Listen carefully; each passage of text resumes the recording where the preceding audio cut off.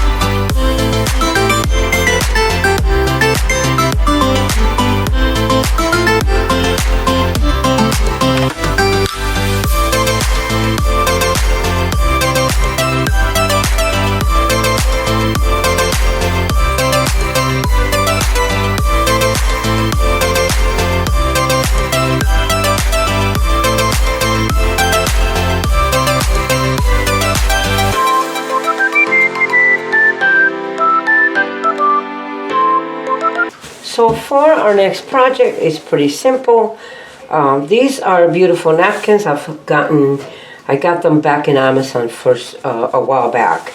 Each of these napkins, as I mentioned before in another one of my videos, has 2 layers, and we want to just keep the top layer. So what I want to do is I want to cut this, and we're going to wrap this beautiful candle with it. A very simple method. So let's measure the candle, and the candle is exactly 3 inches in length. So we're going to cut. I don't want to add, although they are beautiful, I don't want to add